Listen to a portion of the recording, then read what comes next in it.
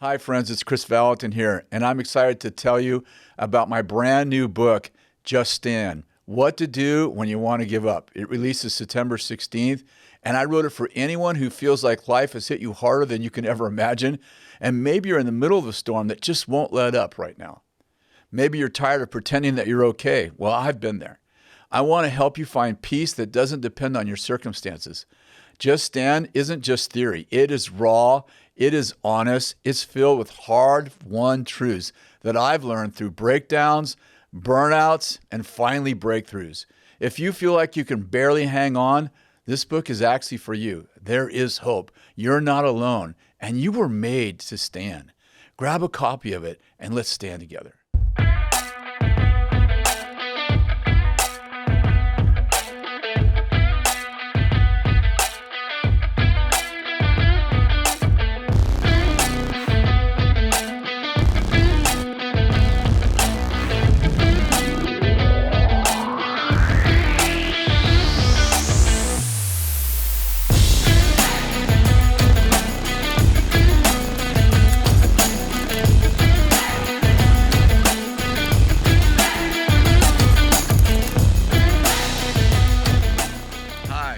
Cultural Catalyst, where we teach you how to live fully alive, co-labor with God, and change the world. And I'm your host, Kris Vallotton, and I have a very special guest who's also one of my best friends, Havilah Cunnington. Thank you so much for being on with me today. Thank you for having me. I'm excited to be here. It's some sort of miracle I got you on here. That's right. You are one busy woman. Yes. Anything for you, Kris. I just want to tell them I'm the one who raised you. That's right. Everything I'm going to speak on is what you created. Exactly. So there'll be a royalty coming my way.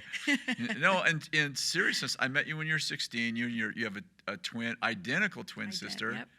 And that you were like a prophesying machines back then. We were just talking about it off air. And then you came to work for us at More Revolution. Man, that was a while ago. 13 years. And how long did you work for me? 6 years. 6 years. 6 years, yep. 6 years of total bliss. It was amazing. 6 years of total bliss. I loved it. Yeah. I did. And Ben too, your husband. It was a team effort. It was, and it was something we had never thought we would do, and something really powerful about doing something you've never done before, and kind of going, can we do this, and can we do it well? And talking about sex every day. For day. 6 years. I had to learn to say things I had never said out loud. I had to say it on a mic. It was wild. Exactly. Yes. I had to practice in the mirror. Say this without looking awkward. Exactly. And you have 4 boys. We have 4 sons, yeah. We have 18, 17, 14, and 13. Oh my gosh. It's wild. Is your dog a girl? I have 2 boy dogs. Isn't that sad? I know. I think I only, listen, you just got to pick your battles. You got to pick your battles. Oh my gosh. I had 1 girl cat, and she got pregnant in 3 months, and the Lord was like, again, this is why I didn't give you girls. You cannot be trusted. So I prefer to have boys. Oh my gosh. We have a 45-minute session right now, and it could be 2 hours because I just love talking to you. Well, first of all, I'm going to give a shameless plug for this book called Just Stand: What to Do When You Want to Give Up. And so we're going to talk about the subject. I know you're an expert on this subject also, right? And we went through, we lost 7% of our city in the car fire. And then we had COVID, and then we had Benny's diagnosis of cancer, and then we had her death 18 months later. Oh my gosh, we had Eric and Candace leave and plant a church in the midst of all that, and they were our amazing leaders of our church. My daughter went through a divorce at the same time. I gave that wonderful Trump word. That really helped us a lot. And then we had the George Floyd and all of the racial tension that was also in our body. I had a lot. It was wild. We had a lot to go through. It was the most wild season I'd ever experienced. Me too. Yeah. It was like I felt like it was one battle after the other. And it hit on every side. It was grief, anger, fear. It was just so many elements, financial, economy, church. It was just so much. And the uncertainty. I think I think it kind of all added up to things that you thought that you put your confidence in, but you didn't know you had your confidence in, right? until it crumbles. And you're like, okay, I can't put my confidence in that, and can't put my confidence in that, and what's happening. And then obviously the angst. I was sharing with Danny Silk was on with us last week, and I was sharing with Danny that it's the first time I've been to Bethel where we had so much favor, and then we had COVID. Yeah. And all of a sudden, I don't know what it was about COVID, and obviously the George Floyd, and then the vaccines, and all the things that went with COVID. And California. Yeah, we were in California, so people loved our governor, hated our governor, but there's something about, you can have an opinion, but when the opinion has pain attached to it, all of a sudden our body, which we've never had division in the times, at least in the times I've been there, began to divide. You remember that? Mm-hmm. I do. And all of a sudden, we're getting emails, you should close, you should open. Why aren't we talking about vaccines? How come we're not talking more about George Floyd's situation? Wait a second, we're a healing church. Why is Benny sick? Yep. Oh my gosh, it was overwhelming. It was overwhelming, and I had the unique perspective because I was on the road. So once the world opened up, I think it was maybe 6 months in, I could start to travel a little bit. Maybe I'm thinking more like a year, I think. Well, we were closed for a year, but I could get on a flight. Oh, so that's true. I'm trying to think of that when that was. Yeah. But it was within that season, and I would go into Texas, and it was as if it had never happened. And then I would go into the East Coast, and it was as if, I was trying to spread COVID. It was just a whole unique world, and I don't think the confusion was just in our environment. It was everywhere. No. And I mean, I don't know if it's right to say, but it kind of felt like we were damned if we did and damned if we weren't. Like it just felt like it was a lose-lose. You're either standing for us or standing against us, and if you chose one, you were hurting a whole other group of people. And I think as people that love God and love people, the last thing we wanted to do was hurt people or hurt anything that God was doing. But it was very, very, very challenging. And the mask issue, right? The mask. If you went shopping and you didn't wear a mask, yeah, people would come up and literally rebuke you. They would confront you like you're spreading the virus. I remember I went to a church, and at one church they were like, yeah, let's have ministry and altar call and all this. So the next church I went to, didn't even think about it, large church, multiple services, and I did an altar call. Didn't have anybody walk forward, but just raise your hand and put your hand on the person next to you. And I got in the back room, and the pastor said, we have not done that since COVID. I hope it's okay. And I had all this kind of, anxiety of I didn't even think it would be an issue. And then realizing I felt like all I was doing was stepping in it, not even trying to. Yeah. And then I think, again, you kind of mentioned it before. I don't know if it's that our confidence was in things as much as a leader, it's really hard to know where success is. I think it's like a parenting, right? Like parenting, there's no like 18 and you're done. Like that's it. And, you and think everyone it is cheers. though. When your kids are literally like, when they're 18, it's just not. I have succeeded. And then they're like, they still have problems, and they still call you. You're like, no, you're out. Go. You're still on my phone bill. You still want gifts. Like there's so much. And I think some of those markers were just, I don't know where to actually get the data that I need to know for being successful. I don't know if, I can't look at numbers anymore. I can't look at, people's opinions or how people are experiencing it. I don't think we were worshiping people's opinions or numbers, but it's kind of data markers that allow us to go, there we are being effective. And that was hard. Yeah. In Proverbs, Solomon writes, know well the condition of your flock. And I would say, it was darn hard to know the condition of our flock. It was all over the place, right? It was. And as a leader, we're leaders, but you're also a parent and a father and a grandfather. And, I'm a mom. So I'm navigating not just what I am as a leader out in the world, but I'm a wife, I'm a mom, I'm a daughter, and I'm navigating other things that were very intense. Not just so everybody wants you to go, let's stand up. And you're thinking, but I'm navigating 4 kids that just came home and need to be schooled. And I don't even read out loud very well. Like, this is not a good thing. This is not a good plan. I'm navigating, finances. We lost 45% of our income within 10 days. So I'm navigating what that looks like as a leader. Just so many elements. Yeah. Same. We went from 2,400 on-campus students to 1,400 on-campus students, which would be okay, right? If you can transition that over a year, obviously you cut back your staff, because you're talking about the difference between $11 million and $6 million income, and you got staff we're nonprofit, so that's all spent on staff and on buildings and on accommodating all those students. But our governor closed all schools in 30 days. So we literally had 30 days to actually close our school, and 40% of our students are from 72 nations. And then you know what happened? When COVID happened, they couldn't get home. Couldn't get home. They wouldn't let them take a plane home. So it was just a disaster. It really was. It was overwhelming on every level. Yeah. Overwhelming on every level. But it highlights not COVID. Like, this conversation is really not about COVID. It's like, what do you do when all hell breaks loose? And, for some people, they're going through a divorce. For some people, there's a death in the family. There's kids that you find out are on drugs. I mean, it just goes like life is not safe. It's not. Just one thing after another. And you feel like someone pulled a carpet out from underneath you. And if you're, a mom or a dad or a leader or an older brother, whatever, you feel like you don't have permission to be weak, right? The Lord said to me on the first 6 weeks of COVID were like, I was doing everything to just stand. But I wouldn't have said it like that, but just put one foot in front of the other. I was having a hard time getting out of bed. Totally. And the Lord said to me, you can't go to work afraid, because if you do, your team will key off of you.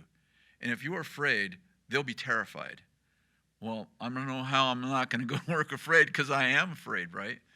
So how did you experience, not just that season, but how do you walk through really tough times? Like, what have you found that happens? It's that funny. You do? Yeah, I think that I can look at it at both levels. Like, personally, like I was thinking about last night, we were at a prayer gathering. Yeah, it was wonderful. Charlie Kirk, yeah. We were just praying. We weren't praying for Charlie Kirk. Obviously, he's doing great. He's in heaven. But we were gathering, and all of a sudden, I had that thought of, I'm in a public setting. I'm about to go on a stage. And just this gripping fear of, like, maybe you shouldn't do that. Maybe that wouldn't be safe. Yeah. And I think it's important to recognize that leaders they're not immune to those thoughts. They're not immune. We're not naive. We're not just blinded. But there's a way in which there's a framework and a kind of an inner core value that you have as a leader that overrides that operating system. That is happening, right? It's actually happening. And so for me, I think I've had many years. I could think of one of the first times that I really experienced this, and that was after my second son and being diagnosed with postpartum depression. And I had a real crisis because I'd never heard of a pastor having depression, which sounds crazy now because our world talks about it, but I hadn't really been involved in that. Yeah. And I'd never dealt with depression, so that was very overwhelming. Whatever you do, don't take medication. Right? Just trust Jesus. 100%. Yeah, and never go to a counselor because that's secular and worldly, therapist. Yeah. And thinking I don't think I can get through this, and then having to humble myself and get help.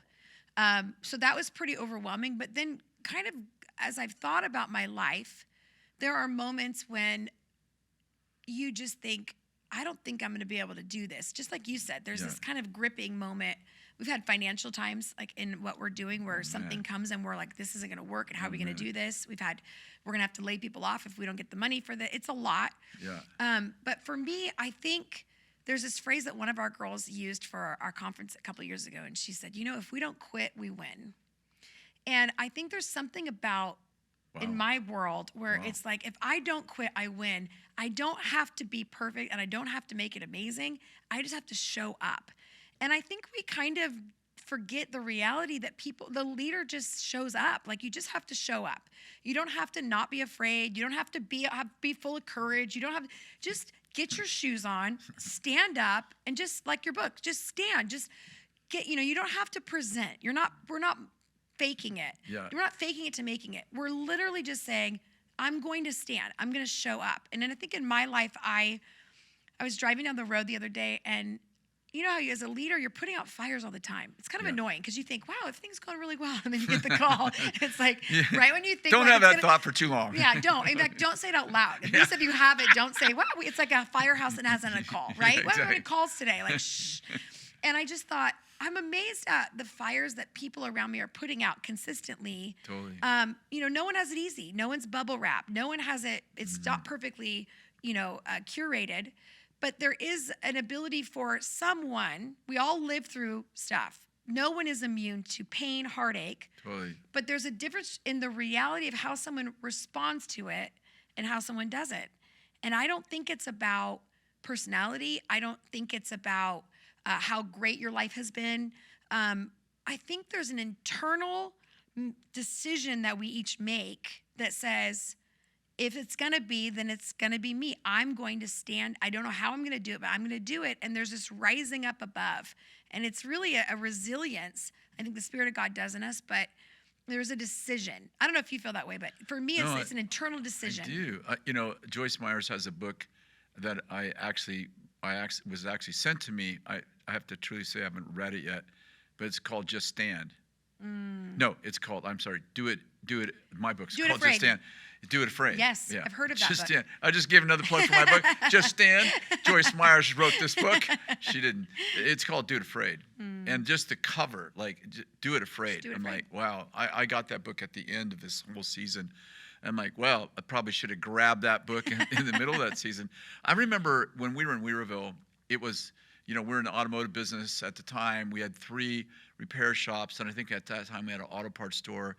And then it snowed, and it snowed, and it snowed, and it snowed. And I mean, you're in the auto parts business, in the auto repair business, and there ain't a car on the road. And it snowed for about 3 months. And they'd clear it, but it was snowing, and it was so slow. And at the time, I think we probably had like 25 employees at that time. And our cars got repossessed. And I remember one night, I hear a bunch of, noise outside, commotion, and I come to our window just in time to see two of my cars drive off. And I'm like, and I call the sheriff, and he goes, I said, our cars, someone just stole our cars. And the sheriff, who I knew real well because we worked on all their cars, he said, Kris, I'm so sorry. I almost wanted to call you, but they repossessed both your cars. And then a month later, they foreclosed on our house. My parents bought it out of foreclosure. And I remember this sinking feeling, powerless.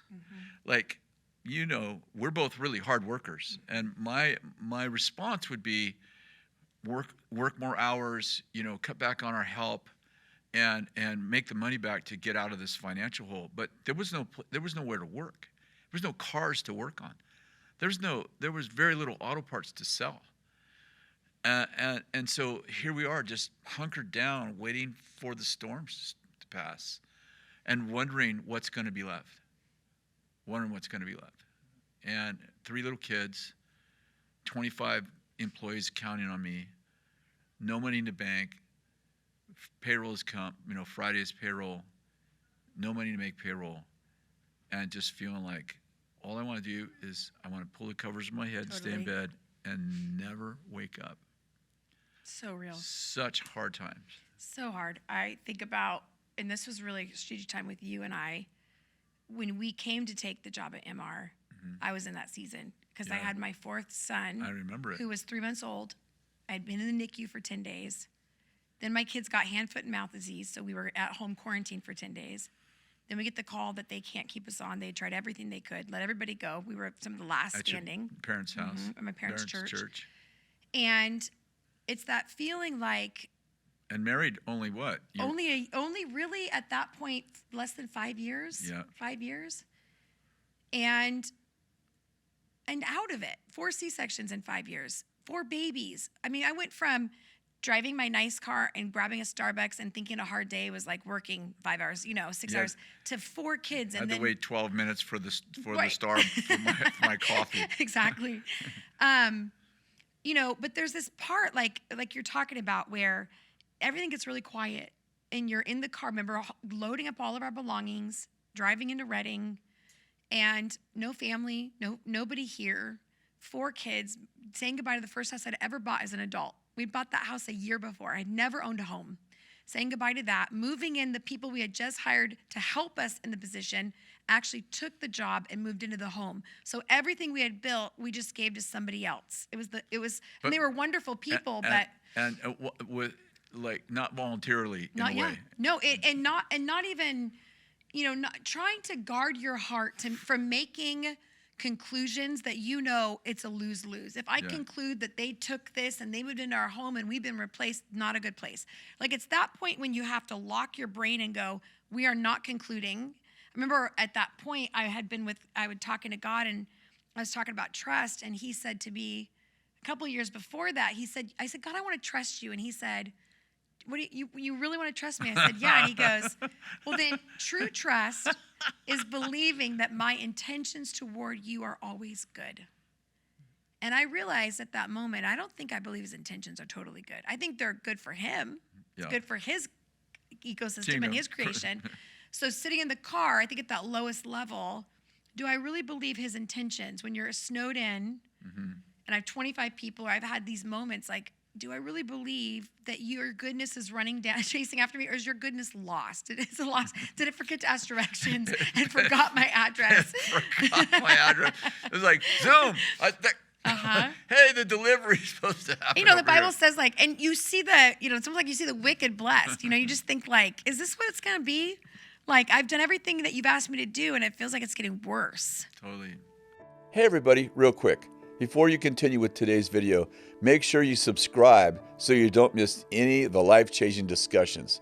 We try to bring you real conversations like this that help strengthen and grow your faith. God bless you. What do you do? What do you do? One point I was going to make in the story I was telling is that success is not in outcomes. James says, don't say you're going to go to the city, you're going to start a business, you're going to be prosperous. Say, if the Lord wills. Success can't be outcomes, because truthfully, what we learned in COVID, right, is that you don't actually have control over the outcome. You think you do. It's an illusion that you have control over outcomes. It's an illusion that you can control your children. It's an illusion that you're going to make this investment and it's going to work. And COVID destroyed those illusions.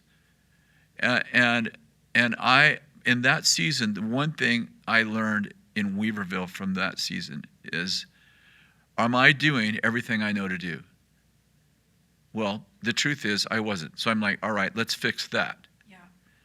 Am I taking time to pray and do what I know to do in the spiritual side of my life? Well, I wasn't, so let's fix that. Yeah.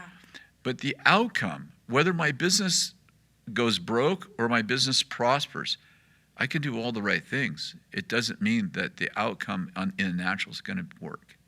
I love that. If I was to say wow, I think I've discovered a unified core value with you and I. Yeah. It's probably that we've defined success as showing up and doing our best. Being faithful. That's it. I have no control over the outcome. And I think when you're young and naive and you got a lot of energy and a lot of ideas and you got a lot of, you think you are. There's a little bit of maybe I could. And I think as I've gotten with the Lord long enough, right? 30 years of saying yes, I think the more I've understood, I have absolutely no control if this message is going to land, if the people are going to invest in this, if this is going to, my only thing that I have the power to partner with God in is success is showing up. So did I show up? Yes. Did they love it? Awesome. No control over that. Did they hate it? Awesome. No control over that. I think it's really important that we don't make conclusions when things are successful, that something about what we did controlled the outcome. We do not have that ability. A culture showed us that. Life shows us that. But then also, did I bring my best? And I think that's where the victim part of us will show up, which is, well, I did the best I could. No, we didn't ask if you did the best you could. I just did everything. That's what it is. No, did you bring your best? And, sometimes with leaders and people, I lead different teams, and I don't know about you, but sometimes I want to smack them because that's full disclosure, because you'll get into something and you'll see them go through something and they melt, and you think, listen, I love you, but you've got to find a part of you that is able to say, did I do my best and did I bring my best? And you'll have to learn to shake some things off. I don't mean grief as if it's real grief or pain. I'm talking about the victim part of hard things that wants to get into the narrative. And then all of a sudden, it's like the man at the pool. Everybody beats me. Nobody helps me. And we get stuck in this narrative. And it's so easy in hard times to make conclusions and partner with narratives that will not serve us. What makes you a victim? Yeah, it makes you a victim. It makes you a victim. You actually wrote a book. I'll give you a plug for it right now because it fits perfectly. I Do Hard Things. Yeah. And I think that book, I read that book. I think I wrote an endorsement or forward for it. But I remember reading that book, and I'm like, well, it fits my life. It's like I do hard things, but here's the deal, as you just point out, I can do hard things the right way. It doesn't mean it's going to work out. Yes. I remember when the one thing that I held on to through my whole life is, business is up, business is down. I ultimately lost my 3 businesses I sold it to a person. They went bankrupt and didn't pay me. And so you got all that stuff. And I'm like, you know what? I'll tell you, I'm going to anchor myself in. I'm a good dad. I raised a good family. I'm a good husband. And about, 6 years into that thought, my son went through a divorce. And I can't even tell you what crisis that was for him. Obviously it's a crisis for him. I had no idea it'd be a crisis for me. Wow. Because I said, well, I must have failed. I'm not a good father. I raised a son who went through a divorce. And then, in COVID, my daughter went through divorce. So out of my 3 biological kids, I have 4 kids. My oldest is adopted. 2 of my kids have been through divorce. That'll crush you. That'll tell you that you have no control over outcome.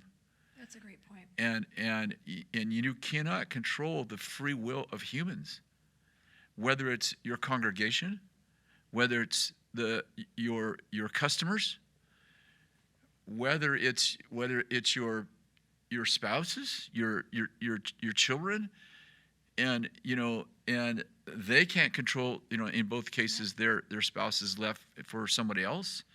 You can't control that. And you can have all the best training in the world. And I'll say to this day, and I couldn't have said this. I don't think I could have said this 7 years ago. I remain a good dad. My kids grew up in a good home. Yes, they did.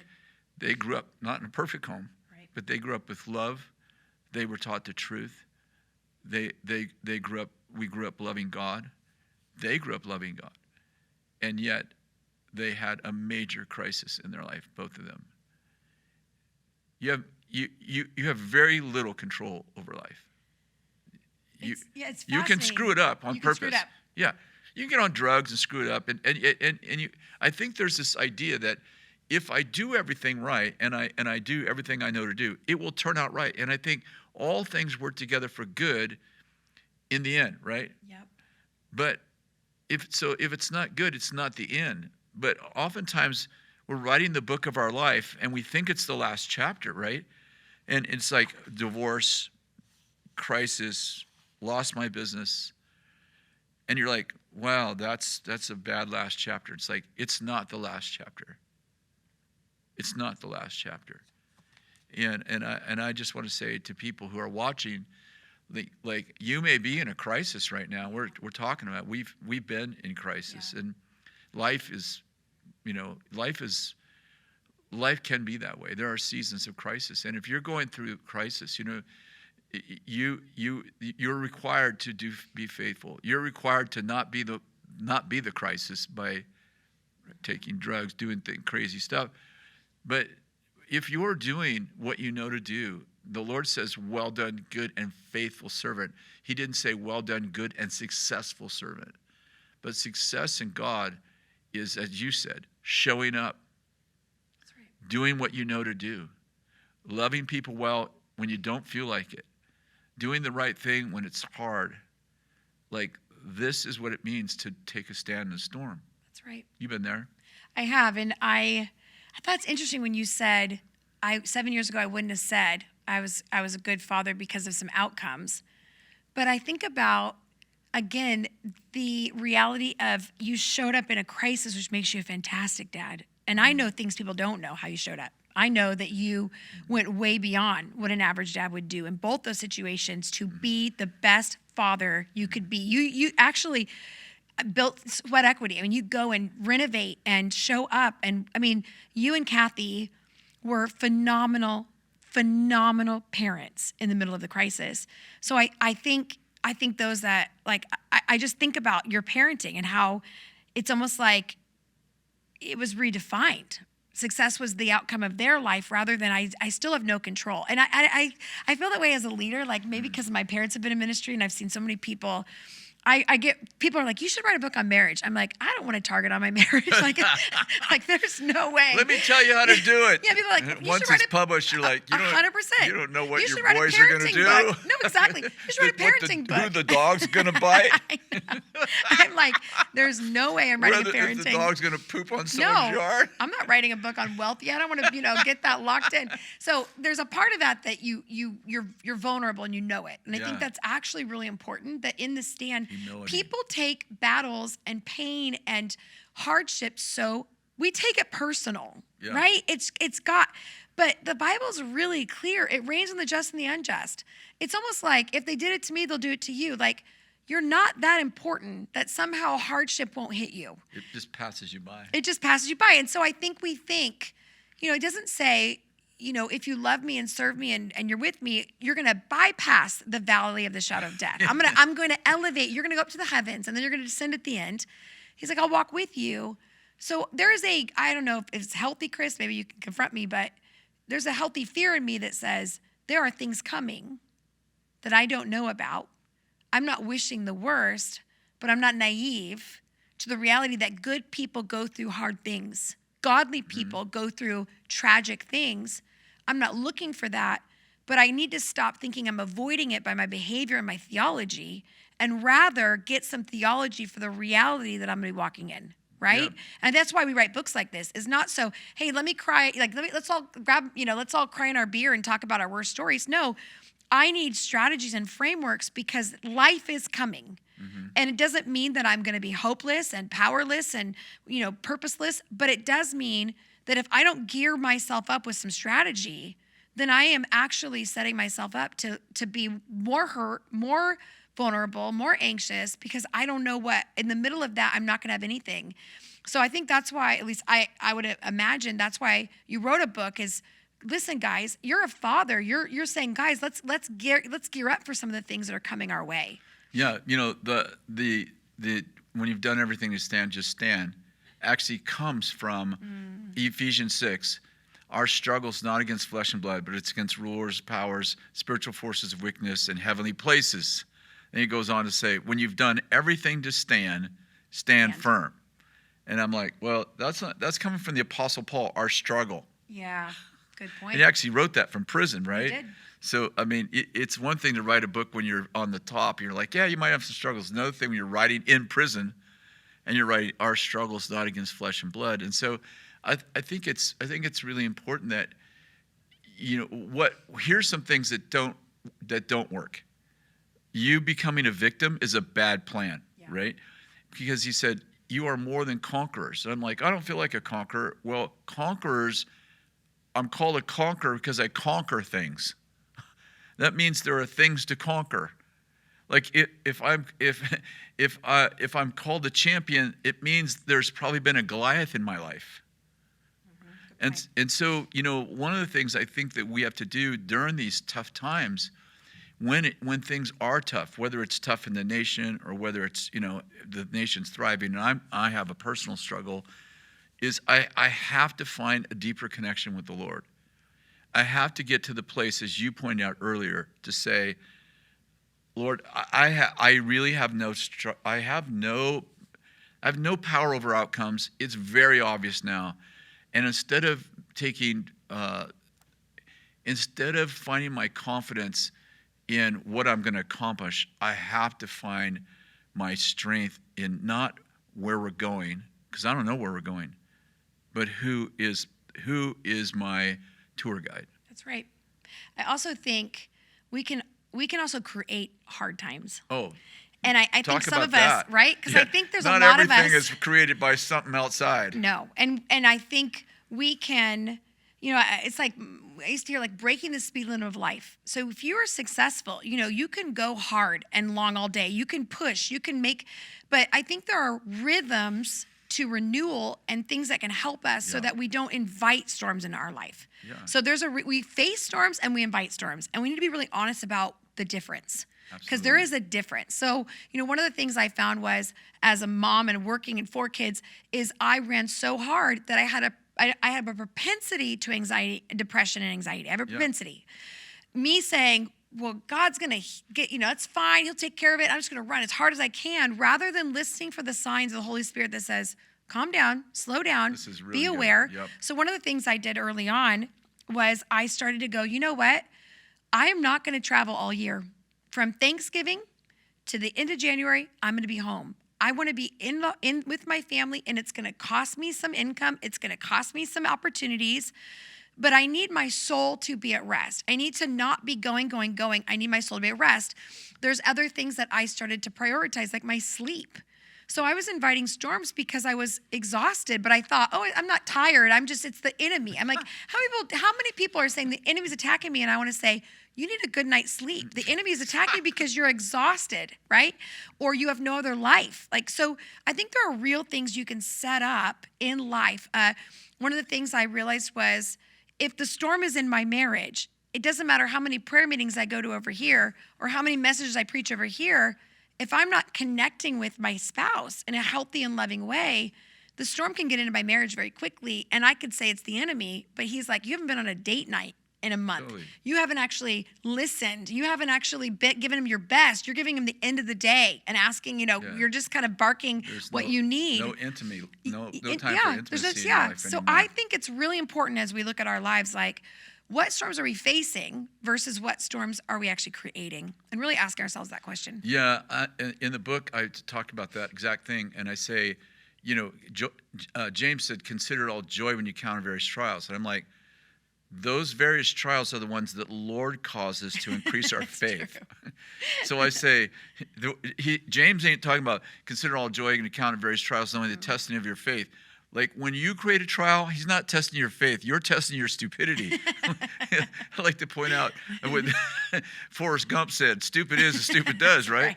So, like, when the Lord has taken us to a trial, the joy set before us creates hope, right? That's right. And we know this is building character in me. This is building connection with the Lord. This has a positive outcome. When I create the trial, I made really bad decisions. I drink too much. I take drugs. I look at porn. I have some sin habits. I have soul habits that aren't healthy. I do things, like David said in the Psalms. He goes, "Soul, why are you troubled within me?" I'm like, well, maybe it's because you're in war all the time. You're always in some battle with somebody. The antidote to that trial isn't endurance. It's repentance, right? It's like, go change what you're doing, change your mind, and then change your habit, because they ain't no character being built here. That's right. And then there's the trials the devil puts us through. Yeah.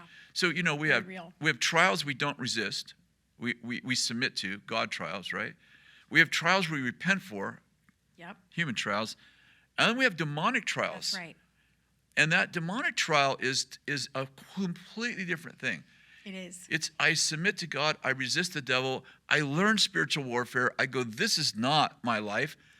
This thing right here, you will leave my life. And I began to put on my war armor, right? I put on my armor. I armor up. I don't want to live in my armor all the time. I don't want to live in armor. I don't want to come home and live in armor. I don't have an armored up relationship with my spouse. But when I leave the house, I got to armor up. Yep. And I'm going to defeat this enemy.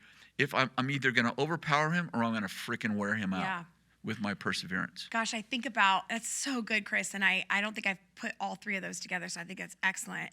But I remember a battle that I went through where I called you. And this is kind of why we got reconnected after a couple of years of me getting married and having kids. And you weren't here yet. No, Bethel's blowing up, and thousands of people from all over the globe are coming. And I was a teaching pastor at the time, and I started getting this weird kind of sickness where I would before. Just weird. I'd get up and throw up. It was like in the middle of the night, or maybe it would be at certain moments, and then it kind of would come on me. I didn't know when it would come on me, but I would feel this nausea, and then I have to throw up, and then I started having this anxiety around it. It's almost like having a panic attack where you don't know when it's going to show up. But you think you're going to die. You think you're going to die, but you kind of want to, genetically engineer your life so you don't get into the wrong position where you're throwing up on stage or, throwing up in different places.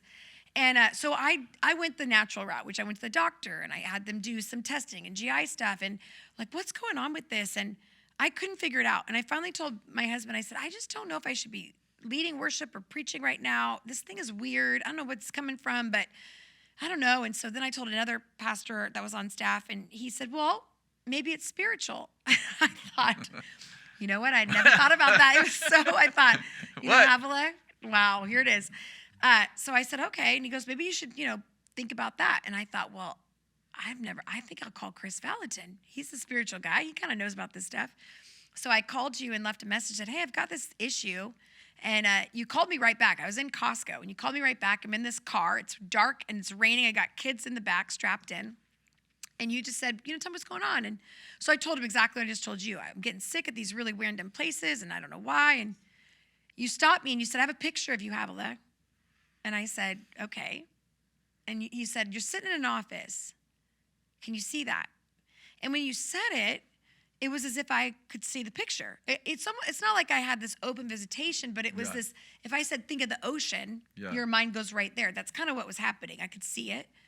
And you said, do you see it? I said, yeah. And you said, what's happening? And I said, well, I'm talking to somebody across the desk. And you said, what are they saying to you? And I sat for a minute, and all of a sudden I saw it. And the person was saying, I was telling them my desire. I felt like God was going to call me to preach and teach and travel, and I was going to teach around the world. And the person across from me, who was overseeing me at the time, said, well, you know what? Those invitations aren't happening right now, so I encourage you to be diligent and faithful in the things that God's called you to here. And it sounded great, but you said to me, what did you tell yourself when he said that? And I said, well, I better do a good job here because that's the only opportunity I have. And you said, well, that's witchcraft. I said, wait, there's no Ouija board on the desk. Like, what are you talking about, witchcraft? And I said, I literally stopped. I said, I don't know what you mean by witchcraft. And you said, well, when we partner with a lie of the enemy and we allow that to be the narrative in our life, we actually are partnering with witchcraft. And again, maybe I'm saying it wrong and you can kind of edit. But and you said at that moment, you began to serve that place and that man more than you served what God said over your life and what he was telling you to do. And I said, well, what do I do? And you said, well, let's just repent. And so I, at that moment, with tears just streaming down my face, and it's raining out, and there's water coming down off my car. And God, forgive me for serving that place and that man more than what you think and what you said. And I trust what you say. And it was almost as if that ceiling came off of me at that moment. And I never got sick again. It was as if that thing was broken off of me, and I never dealt with that again. And I think about that. I think there are spiritual battles that we go, oh, I have to go to the doctor. I have to go here. It must be this. But there are demonic things that we have to deal with, and that was a real eye-opening thing. I think each of us kind of lean different ways. Some of us, everything's the devil, and others of us, it's like it's only natural. So we just have to ask those good questions to say, where is this coming from? I think 21st century church as a whole doesn't actually believe in a devil. Honestly, I mean, actually believe in it. I mean, theologically they would, but experientially they wouldn't. So we live in a three-dimensional world. Like there's the first heaven, God created the heaven and the earth. There's the second heaven, there's principalities and powers in heavenly places, Ephesians 6. And then Paul said in 2 Corinthians, I knew a man who was caught up into the third heaven. So, and then we're seated in the heavenly places, as we know, and we're also on earth. But there's this second heaven that the demonic realm lives in. And if you have a first heaven problem, like you and I have a conflict, and I'm married to my spouse, and I treat her bad, and she's and you can help me with that. Like you can counsel me out of that, but you can't counsel a second heaven problem that's creating a first heaven issue. You can only cast it out. That's great. So part of the challenge, I think, like what you experienced, really, I would say in like, can we say scientific spiritual terms, Yeah. is you had a second heaven problem. You were trying to fix it with a first heaven That's solution. But you can't. You can solve first heaven problems with first heaven solutions. You can't solve second heaven problem with first heaven solution. That's well said. You I've can never only heard it like that. you can only solve it with a third heaven solution, right? So you did. You took your proper place of authority that God had given you, and you're like, that thing leaves my life right now. Yeah. And you literally drove that thing out with authority. And so I think this is all part of, how we stand too, right? Because sometimes the storm is something you caused, like you got the Jonah storm. He caused that storm, he disobeyed God. Sometimes you're in a storm the enemy causes, like the Jesus storm. He's sleeping in the boat. And sometimes you got a storm that God causes. Yeah. And if you don't know where they're coming from, you have different responses. Totally. I only want to be in a storm God causes. True. That's the only ones I want to be in, because those have good outcomes, right? God's like, hey, I caused this storm. I'm like, oh, what are we going to do? Well, you're not going to die. I want you to trust me. I want you to believe in me. I don't want you to be double-minded. And by the way, when we get past the storm, your capacity is going to grow exponentially because of the storm. Like, oh, it's like working out at the gym. It's great. It's awesome. But if you have a storm you caused, that's a very different problem. It's true. And so, man, it's been such a great interview. Thank you so much for being with me. And by the way, let's put a plug in for your book. The last book that I read of yours was I Do Hard Things. Yeah, I do. My last one was Created to Hear God. So it's really about hearing God's voice. Oh, yeah. Which is, it's been a minute. I but actually that's my did last. read that book too, You right? have it too, and you endorsed it. But I want to thank you for being here, Kris. You are legendary in how you have stood through storms. In fact, it's amazing to hear that you had to walk yourself through even the COVID, because if there's anybody that I know, I would think, man, Kris could do this. And you really led really well. I know it was difficult, but being on your team and being with you, I thought you did it masterfully. And I was learning from you as you were doing it. So I respect you immensely. And I think there's no one better to write a book like this and to give some real keys to people that are facing real problems, AKA all of us, for something like this. So thank you for having me, and thank you for this resource. You can click on the link below there. It'll take you to a place where you can buy this book. Thank you so much for being on. I just want to pray for you. You might be listening to us and you're like, phew, there's got to be hundreds of people that are listening to this and going, oh crap, what kind of storm am I in? And how do I get out of it? So I pray right now for wisdom for you in Jesus' name, that the Lord would give you discernment to know who caused this storm, and the Lord would give you the wisdom to know how to walk out of the storm. James says, if anyone lacks wisdom, just ask God, he'll give it to everyone. And so I pray for wisdom. I pray for peace in the midst of the storm. I pray for discernment to know where the storm's coming from. And I pray for people to surround you that can help you through the storm. God bless you. Thanks for listening.